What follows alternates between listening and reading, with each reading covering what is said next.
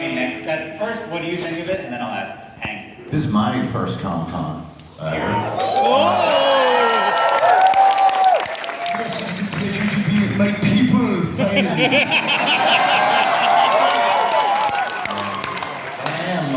I'm a genuine comic book nerd, grew up that way, so I don't know how I've avoided Comic-Con, both as a Simpson and a fan of everything. But I'm very happy to be here.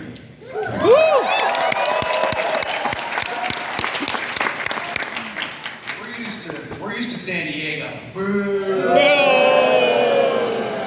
say it takes a lot more guts to dress up like sexy Catwoman on the streets of New York. A lot more guts. Actually, if I can debunk that, we shot the Smurfs, the first Smurfs movie in Manhattan. So I was Gargamel in Manhattan, and I was fully Gargamel, okay? And so the trailer where I became Gargamel was, say, 45th Street. And I'd have to walk to 48th Street where the set was. And I'm like, oh no, I'm just gonna be ridiculed because I'm Gargamel walking the streets of Manhattan. And nobody said a thing. I was just another nut on the streets of New York. One guy passed by me and went, what's up, Gargamel? That was it.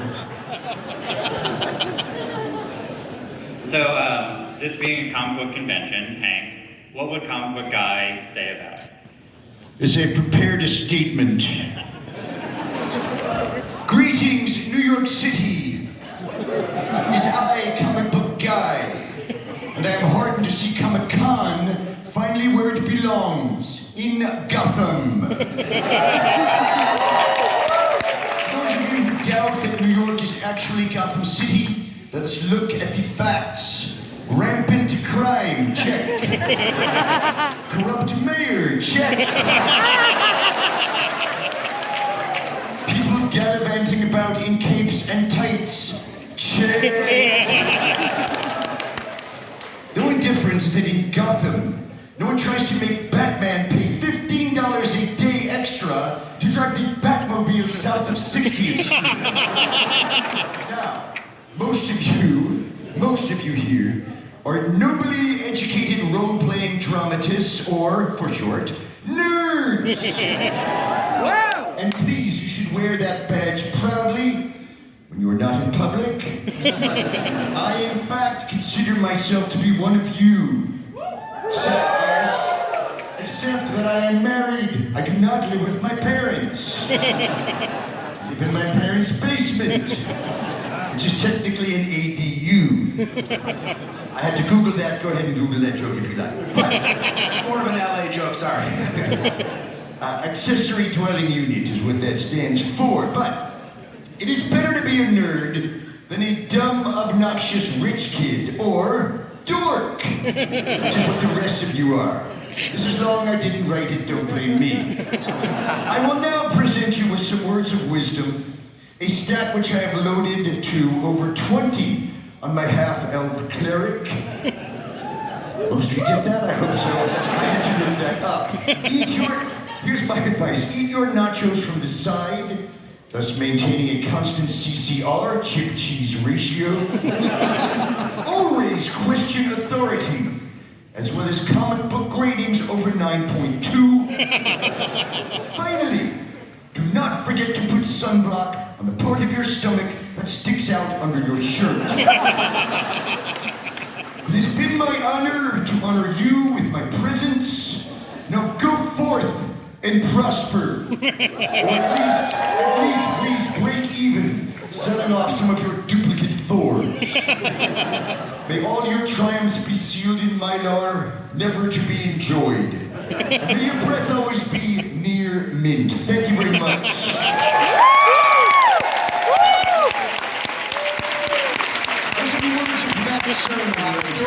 Stuart Burns wrote it. He had COVID, and I made him write it while he was sick.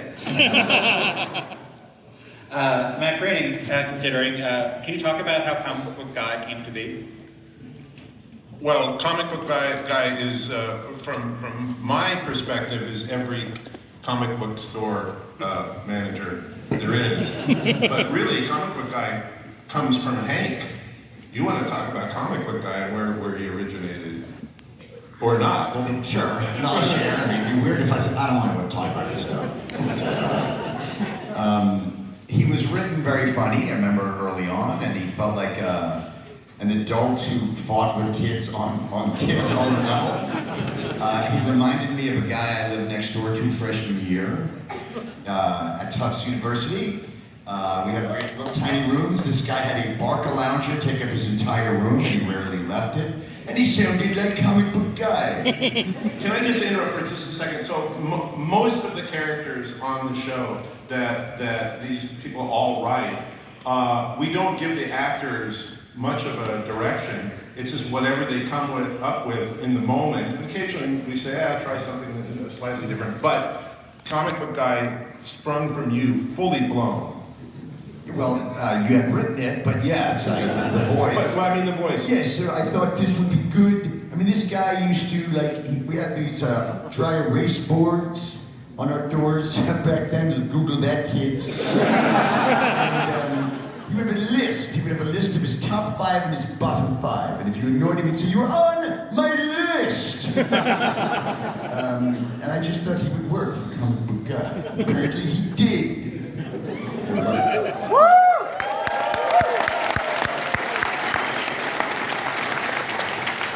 Is it, do you just carry those voices around with you until you find? Like, you have that and you just store it in your brain and you're like, comic book guy, and then you're like, yeah, I'm writing an op-ed piece for the New York Times about AI being, how I'm going to be replaced in a few years, basically. And I realize, I think voiceover actors and mimics are sort of living AI. We sort of really record what we hear and are able to spit it out. And I used to, back in those days, get a script, and I would audition my own voices. I'd scroll through out loud. I'd read nah, not that one, nah, not that one. Oh, this guy seems to work. Now, after years, you sort of, that happens more automatically. You just trust your own instincts and go. But yeah, I had stored all these impressions of friends and family and people and celebrities, and was fortunate enough to find a place to actually do that for 36 years. What was your first episode in the? I think I came in season 1 of the half-hour show. I didn't do the Tracy Ullman bumpers. And it was Mo. I remember my first line as Mo was, "What's the matter, hum?" It's really all I remember. The rest is a blur. Well, all I remember is that you weren't on the first few episodes, then you came in, right? Yeah, that's right. And I always think of you as the new guy. I think of Selman as the new guy. How long you been there? 28 years. How long, Tim and Carolyn, how long have you been? A mere 25 years. I'm 25 years too. Again, new guys. Yeah. And when I came aboard, I thought, oh great, I'm going to be there for the last year. 25 years later. And considering how nerd culture has changed and its status has changed, has writing comic book guy changed in the last 25 years? Well, you want to keep them fresh. You don't want to sort of do the same stuff like in that speech. The speech is good. You just want to keep him. We have written a couple shows where he has more status in town now because nerd culture is more mainstream and it's been adapted. And yeah, we give him a glimmer of heart just to kind of poke through the black heart that he normally displays, because otherwise it's just oh my God, even on a cartoon this is starting to get a little relentless. But the fact that he actually has somehow found someone to marry him shows he's not completely beyond redemption. He might have kids soon, right? Well, there's talk that but yeah, we can make him as dark sometimes, and then sometimes we light him up. He's kind of our good, sometimes villain. He's been a villain a lot. So this December marks the 35th anniversary of the first episode of The Simpsons airing.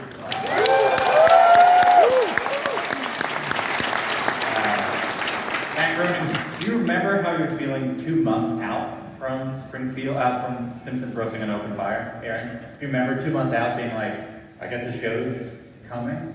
How you felt before it was coming out?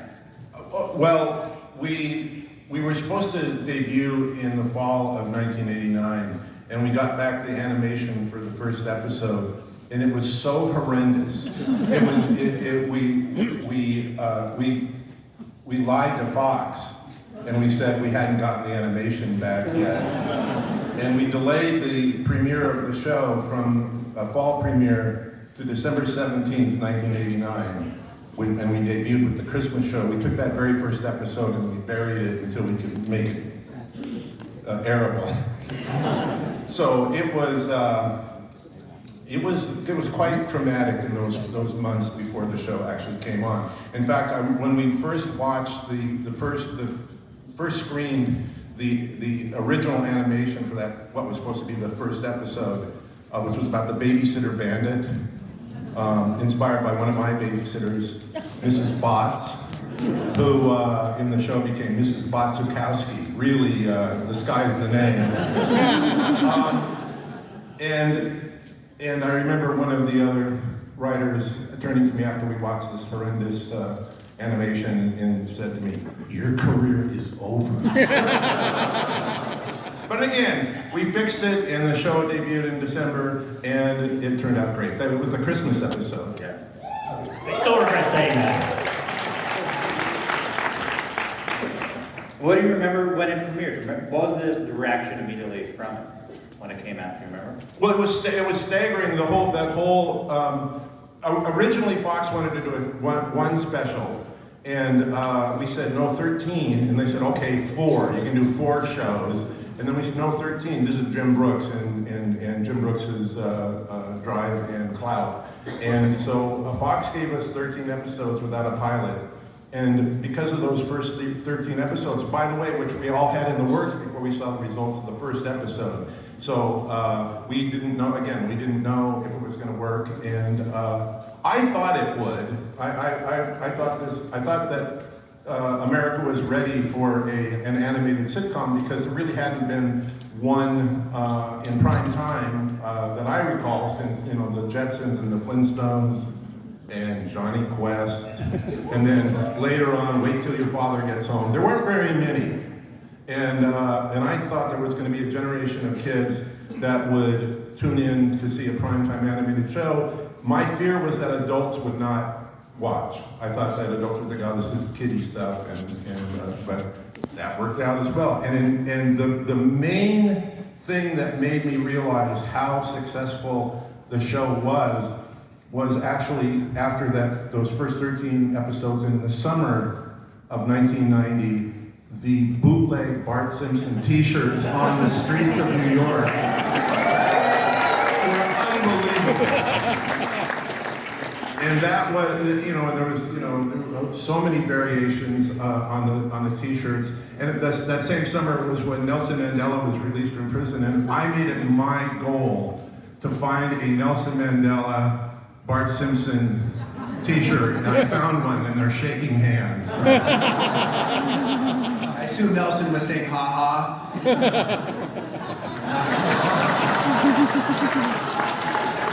Polite applause. Aha, apartheid.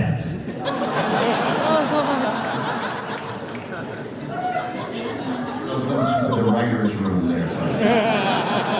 Yeah, you just saw an instant joke and a punch-up. That's the magic. So Hank, you did 2 characters in The Simpsons Roasting on the Open Fire. Mo, do you remember the other character you did? Wiggum? You did Less More. Less more. No recollection. The dog Less owner. more. He owns the dog. I think he's his therapist. Oh, was he like, who was he? Yeah. No, we named when he came back, and when the dog, he was the owner of the Oh, he was dog. the angry dog owner. Yeah, he's where he says, "You get out of here." Yeah. Less more. Okay, less is more. Do you remember how you felt going into the episode coming out and then after watching it? I'm lucky to have a job. No really idea of what was going on. it was crazy from my perspective. I auditioned for it for you and Sam Simon, for Matt and Sam Simon. I don't think Jim was there in that audition. I think it was just you two fellas. That sounds right. And auditioned for the voice of Mo. And yeah, I was meant to ask you, I'm gonna ask you in front of thousands of people. So I auditioned for this, and I'm doing, and it's this Mo dialogue. And I was doing a play at the time in Hollywood, in LA, and I was kind of doing a young Al Pacino impression. I was playing a drug dealer in the play. I'm doing this, and so I did Mo like that. And Matt or Sam said, oh, that's an interesting voice, but we'd like it to be gravelly. So I made young Al Pacino gravelly, and you got Mo the bartender. And then they went, okay, come record this. I'm like, now? Like now? I couldn't believe I wasn't getting a no. I mean, I was a young actor at an audition, you know. So we walked over, we strolled over to what was then called, was the Marilyn Monroe stage, or whatever it was called. Right. It's now the Marge Simpson stage, but those are two different, but anyway. And there's two now. So record the Mo dialogue. Here's what I was meant to ask you. Did you have like 7 guys record Mo that day, then later you just chose which one you wanted to use? Or did you know right away it was me? Well, not 7. I knew it! Wow, so yet another example of how, you know, fate turned for me in that like moment. Well, you know, I think it's a tribute to you and to all the other actors on the show is that when you're given these lines and and we think it's funny, but then you find another level of humor, and I would say that goes for virtually every character that you do. And we can give you a single line, and it's just amazing what you come up with. And we really couldn't do it without you, obviously. And the other thing is, and this goes for the writers as well, I think that one of the main pieces of advice I could give to people out there who are trying to do this kind of thing is learn to be charming in a room that you're spending with people for months at a time, and then it turns out years at a time, and then at decades at a time, so you don't get sick of each other. Thank you, honestly, Also, I really believe the stars of the show are the writers who are sitting here. But go ahead.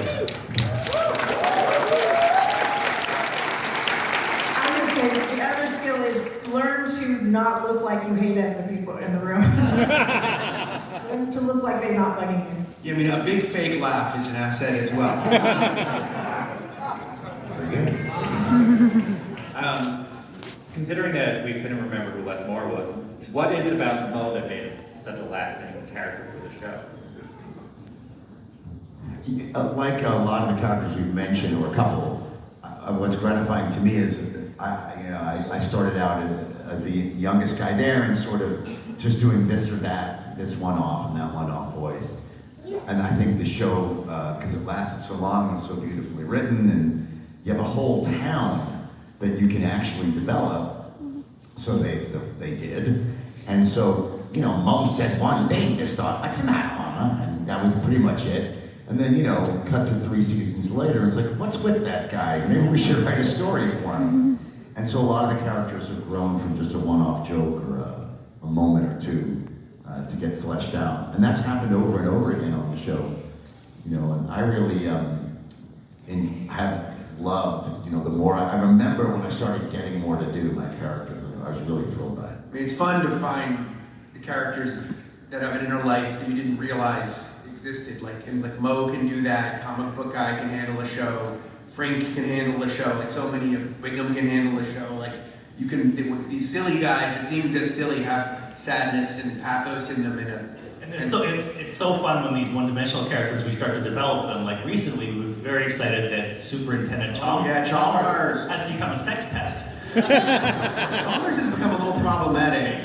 He started to become somebody who is living a double life, sort of. I was quite shocked. That's the way these folks wanted to take it. So who was I to stand in the way? But it is an interesting, because it's such a group thing that we write a joke, and then Hank does it and adds this humanity and life force, and then we see it animated, and then it has a whole other aspect to it, and then seeing it animated and fully, you know, then you start to come up with other stories for this thing that you see, and it just keeps growing. It's really interesting. Yeah, it's great. It's great to see the character's humanity. It's really surprising because we have no humanity whatsoever. That's right. Thank you, well.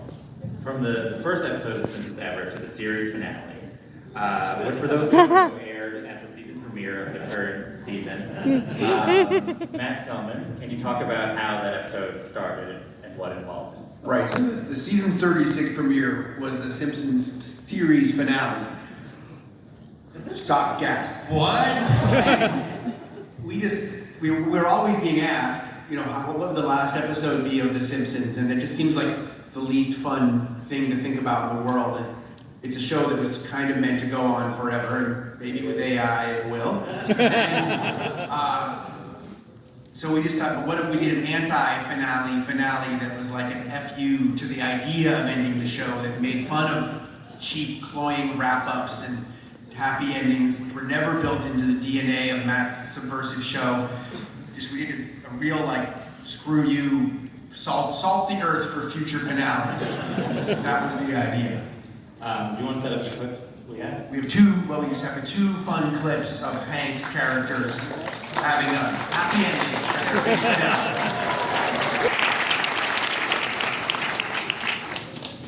It's funny, they are. They Yeah, motion played. Also more acronym comedy, something. For everyone else, can you remember when someone came to you with the idea and what you thought of it? There was some vigorous discussion, if I remember correctly. Some frank exchange of views. Yeah, I was concerned because at first there was this idea that we were going to like announce it and I was like, no, you cannot do that. You have to not make it seem like we're going to end and then go not. Right, yeah, we didn't want to manifest the end of the show by accident. By the way, a lot of my time is taken up with this other show, Futurama. So often my conversation with Matt is, so what's the show about? He goes, don't worry about it, you're gonna love it. and I trust you guys. And I'm there at the beginning. I'm there for the table read at the very beginning, and then the very last thing we do is mix the sound, music, and voices together. And it's amazing how you can get animation and without the mix, and sometimes it just plays really flat. And you just go, oh my gosh, there's nothing here. It's not funny. And then you find with the right, really obnoxious sound effects, as painful, more pain, more funny is our motto. And it's amazing how these shows come up. There was an episode in which Homer has a fist fight with Smithers, and it was not funny. It was just really, really violent, and one of them was hitting the other one in the face with a phone, with an old-fashioned phone, not an iPhone. And it was really, and they were all like, and we couldn't figure out how to make it funny. So at one point we made all the sound effects kind of silly and goofy and cartoony. That didn't work. And finally, we tried an experiment, and we took out all the sounds of aggression, all the sounds of impulsive hostility, and just left in the sounds of pain. And that's when it was hilarious. Hank, do you remember getting a script that said it's going to be this finale, the series finale? Say that again, I'm sorry. You remember getting the script? It's like series, like it starts with it's like welcome to the Simpsons series finale. Yeah, no, there was like a moment of twinge of like, whoa, whoa, whoa, whoa, whoa. I'm gonna call my agent. Honey, we're flying coach. And there was, as we were reading through it, there was like moments of sadness and fear, like, gee, this is gonna be real someday. If not, sooner or later. And then, I knew it was Well, gonna it'll happen. never happen. Never gonna end. And then, of course, we knew there was gonna be clickbait headlines that announced the end of the show, and then concerned friends and relatives blowing up my phone that day. Show's ending, huh? I'm like, no. This happens every 9 years in some kind of weird planetary cycle. But then you call and you make sure show's not ending, right? Yeah, so it's a bit of an anxiety attack. Like we tried to hide the premise of the episode until it aired, so that it wouldn't get pre-press, because then it really would have gotten out of control. I mean, Jesse helped us. Jesse helped us explain to the world that it was all pretend, folks. It was all pretend. A few of those over the years. There's been a few fake endings to the show. Well, there were a couple stories that, because the episode's called Bart's birthday, there were a couple stories like, The Simpsons finally does the thing it's never done before. And it's like Bart gets older. What was it like working with John Cena? I would say that guy is a pro, all business. I did ask him if it was safe to take creatine, which is a workout supplement. They know it's a workout You supplement. guys know creatine, right? And he immediately was like, okay. Just look at them. John was like, okay, how often do you work out? What's your diet? Are you getting enough sleep? If I checked off the 5 things, he said it was okay, I can take creatine. Now I'm taking creatine. Yay, creatine. Since we saw Wiggum in the clip, Hank, can you talk about how that voice evolved? I think it was the second voice I ever did. I started out no one will get this reference, unless you're old like me. I started out impersonating David Brinkley. Authoritative, police chief. And I think the note I got was you gotta pace that up an awful lot. And I sped up David Brinkley and somehow I turned into Chief Wiggum. Really what it is my impression of Mel Blanc's impression of Edward G. Robinson. So talking about the new season, one episode I know you have comes up that's inspired by New York City. I believe Tim, you spearheaded it. Can you set up the clips that we have from that episode? Sure. This is, we were talking last year and we thought, what do the kids want? And we thought, they want a tribute to 1985 indie hit After Hours. And I mean, seriously, one of the great, I've had a few showrunners I've worked under and they're all great. But one of the great things about Matt Selman is that you can come to him with a weird idea and if you're passionate about it, he'll say run with it. So I wanted to do an episode where Lisa was trapped in New York City, in the weirder parts of New York City, a little like that movie After Hours, but also a tribute to sort of some of the crazier and more obscure indie movies set in New York in the mid-'80s. And that was like, just hit the deadline and fine. So that's kind of what happened. But we called it Capital City, but it's pretty thin. Right, it's our version of New York, where sort of the hipster downtown scene is thriving, and Lisa has a crazy night in the life. But no, I mean, Tim and Carolyn, they pitch these great ideas, and they know what they're doing. So just trust them, and it's gonna be awesome. Play the clips. Yeah, play. So what else can people expect from that episode? Mayhem, unbelievable animation from director Matt Nastic and his team. Richard E. Grant was in that clip. Comic-Con favorite Richard E. Grant. Molly Shannon is in this clip. Okay, everyone hold on to your hats. Pulitzer Prize-winning playwright Tracy Letts. And he's great.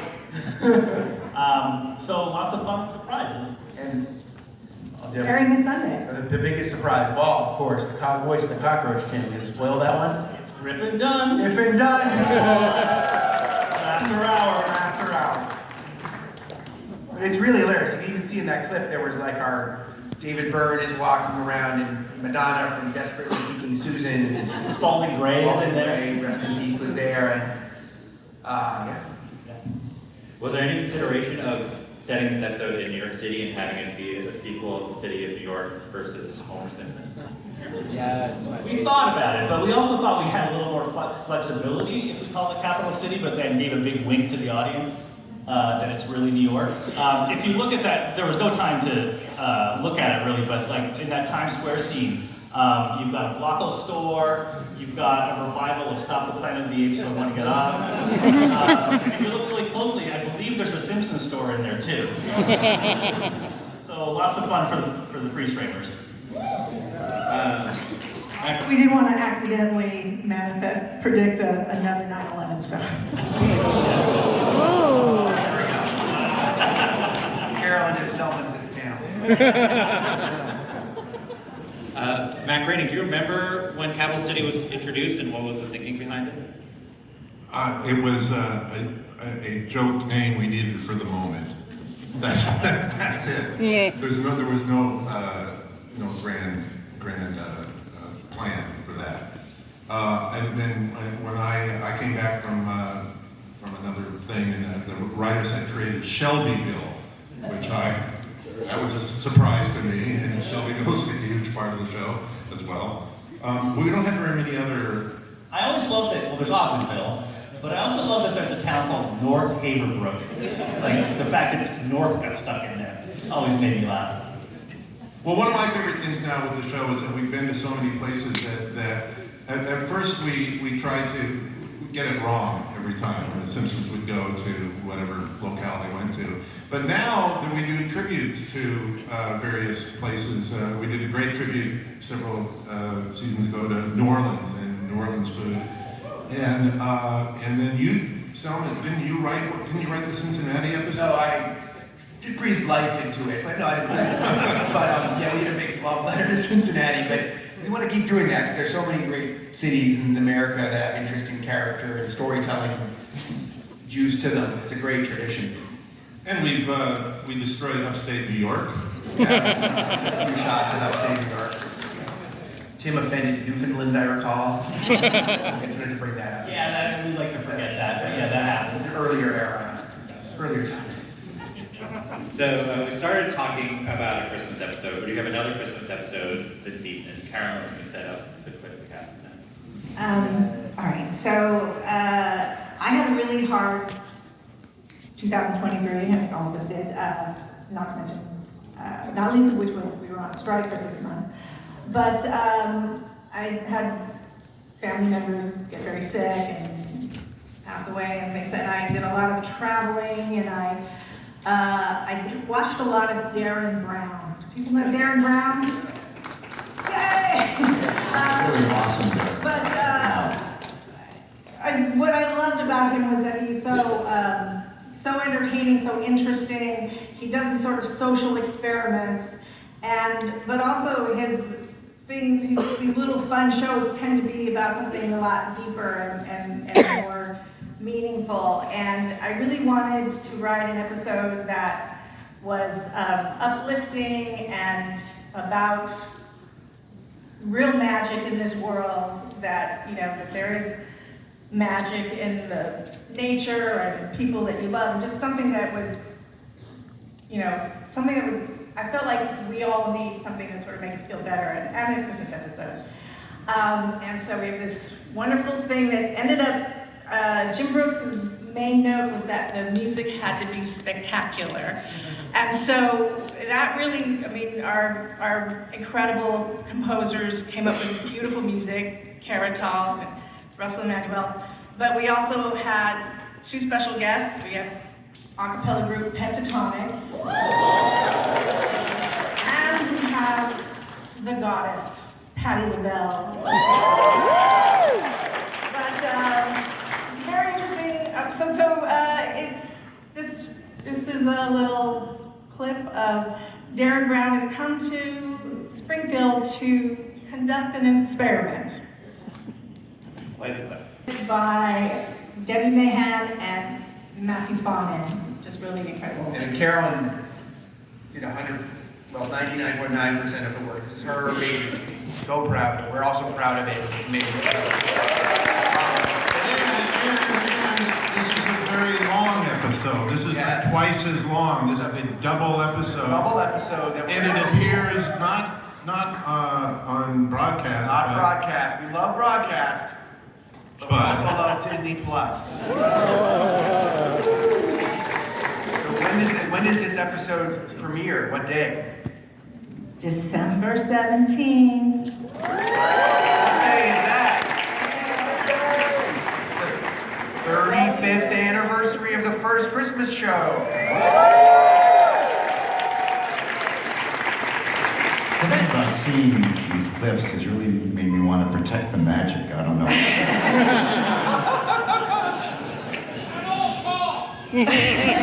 So by the way, the writers are very modest and Clothing? self-loathing. So yes. Anyway, I just want to take a shout out to these three over here who for keeping the show alive and vigorous.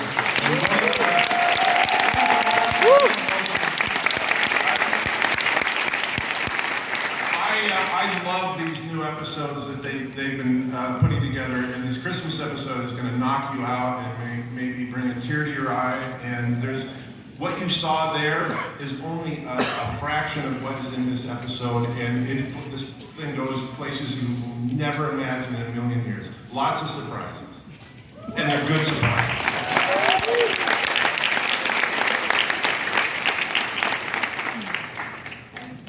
One thing that was really special for us about this episode, because it airs on Disney Plus first, usually when we are preparing an episode for broadcast, we're like, you're 4 seconds long, and so we have to like cut like seconds between, setups and punchlines, and it can feel a little rushed, but sometimes we have to sort of compromise for that. With this week, we were able to sort of let things breathe, so it could be as long as, we were limited by the budget of animation, but we didn't have to cut seconds, and so it does have this feeling of just a little bit more relaxed. It was Right, it's not a two-parter with like a cliffhanger, and it's just a big, fat, juicy Christmas present of an episode. And it really breathes. Professor Frink has a big emotional scene. I think we'll get some real emotion out of Professor Frink in this one. Yeah, so it's delightful to finally be able to establish my full emotional range. Thank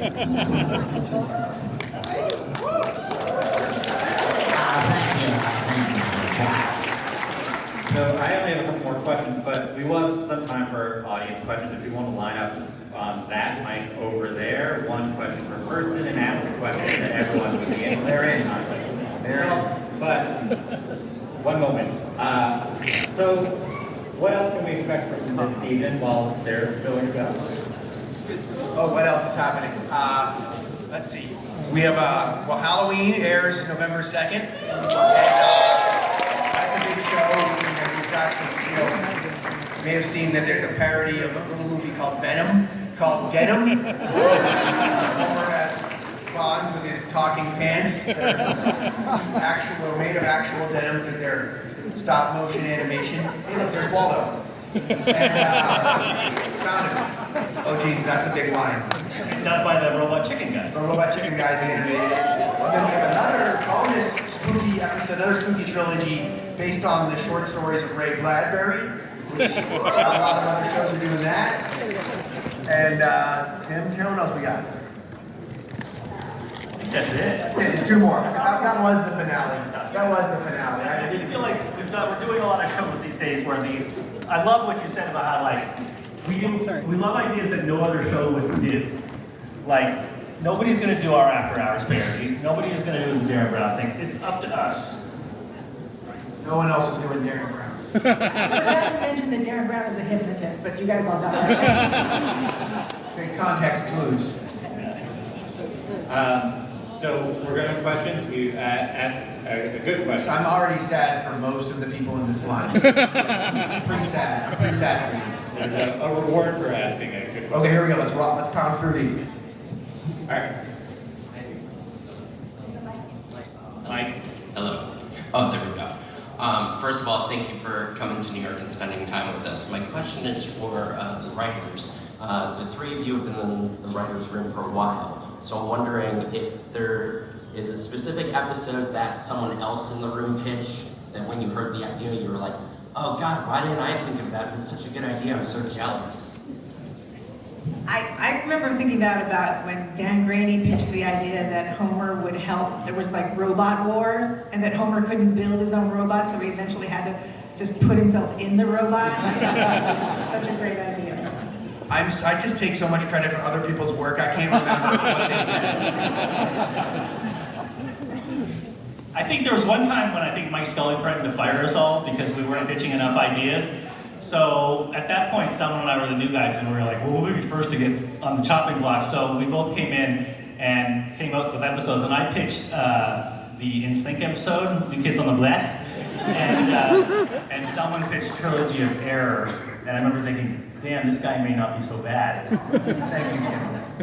I felt that way about New Kids on the Block. So, And for that question, please accept this original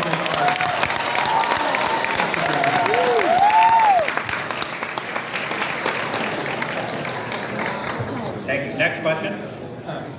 Yeah, now you're gonna line up.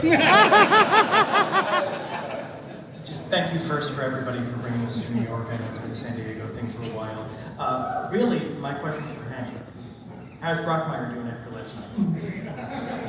You mean after the Mets victory last night? Brockmeyer feels good. Real good. And Brockmeyer is a Mets fan. He's Mets, Jets, Knicks. Isn't that terrible? And yet he has lived to tell the tale. I'm sorry for it. I know. LFGM vote. And for you. How about that grimace? Next question, please. Thank you so much, guys. This is a huge honor. I love so many things about The Simpsons, but one thing, and especially because it's Halloween, Treehouse of Horrors. What is all of your favorite Treehouse of Horrors segments? Mine is The Shame. Well, the one that pops in my mind is not one of the most famous ones, but it's the one where Homer and Lisa and Bart are Sherlock Holmes and super stupid Watson, and I don't know, I just love that Victorian comedy stuff. And, Yes. you know, it's not one of the famous ones, but I have a special place in my heart for it.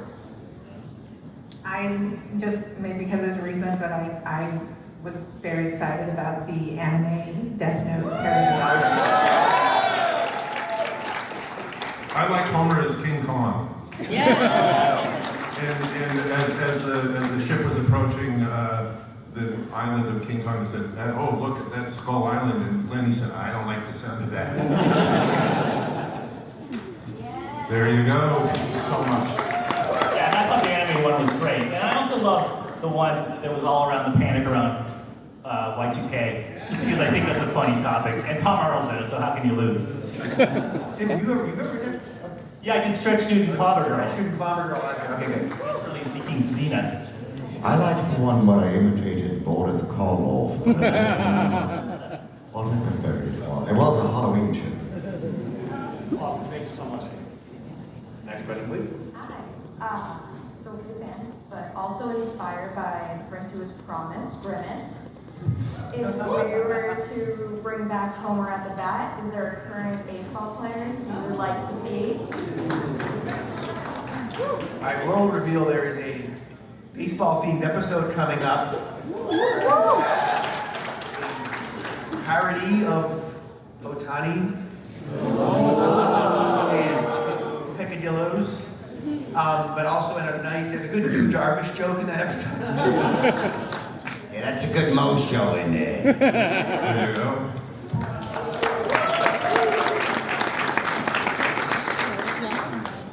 Hey guys, for a show that has notoriously predicted a lot of things accidentally, what do we fear you could potentially put out into the world?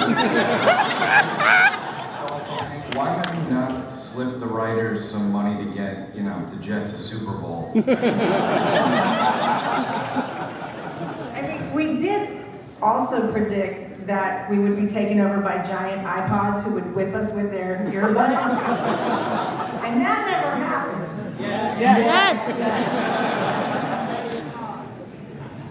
Good idea on the Jets thing. This is what I say about that. So it's social satire, these guys are brilliant writers.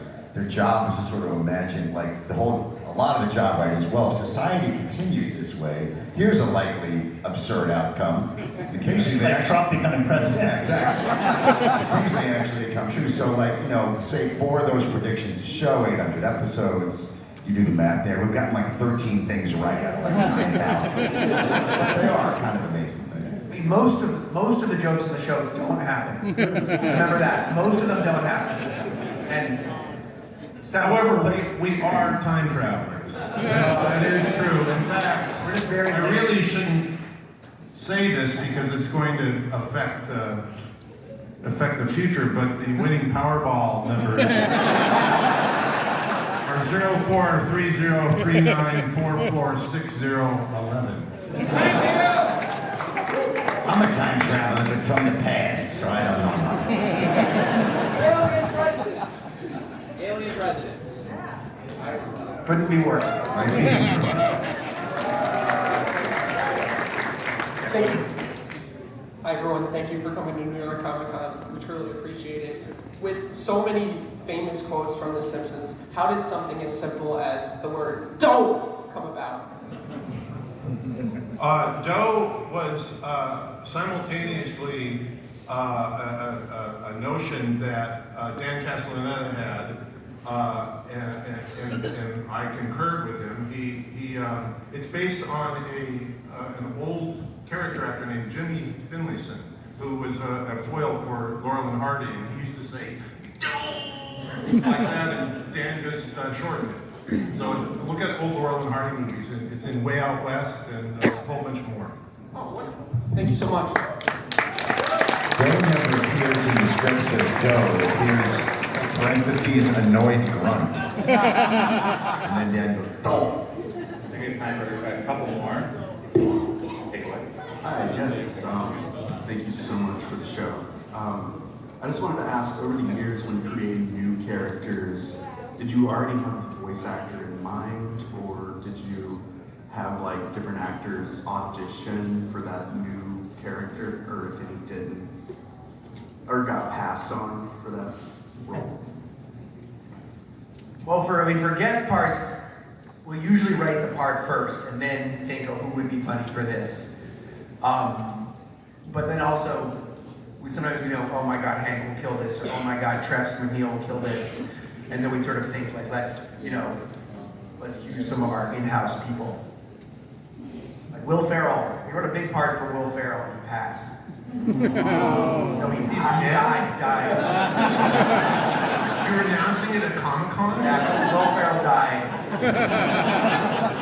No, I think you meant he passed on the wall. That's Hollywood. That's LA talk for you guys. Thank you. That's a good one. If anyone will be murdered for these prizes on the way out. So I'd like to say thanks again for coming out. You guys inspired me and my brother to do a Simpsons podcast. I know there's probably a few of them out there, but we go through episode by episode and give our thoughts on it. And we actually just did Treehouse of Horror 10. And so something came up that we kind of talked about, and in the line for Candy, we see Ralph Wiggum go up to the machine, and we see Eddie right behind. And there's always a theory that Ralph Wiggum looks just like Eddie with the hairline. And so I was wondering if Sarah did actually have an affair with Eddie. If so, it's news to me. Well, yeah, Wiggum's a great cop. You could never pull one over on him. We kind of made fun of that in this other, sort of one of our other format-bending, wacky episodes, this episode called Lisa the Boy Scout. And we sort of made fun of that fan theory that Eddie is Ralph's father, but I think Sarah really loves Clancy. I don't think she would. Also, Ralph has a lot of Wiggum's personality. There seem to be some genetics. I think Ralph is all Wiggum. What is that? And here's a deep cut. We wouldn't cuck out Wiggum, guys. Come on. Wiggum's no cuck. There's your clickbait. And I think this will be our last question. We're twins, and Sherry Terry. Oh, nice. Our question is, the first Simpsons movie came out in 2007. When's the next one coming out? 2042. No, there's no date, but it is definitely something we are actively excited about thinking about. And concepts of a plan. I would say in the future, it's one prediction. There probably will be another Simpsons movie. But that's not an announcement. Not an announcement, but just a prediction. One of our famous predictions. And in the Simpsons Scratch CD-ROM, can you get out of the dungeon without using the wizard key? Wizard. What are you talking about? Point taken.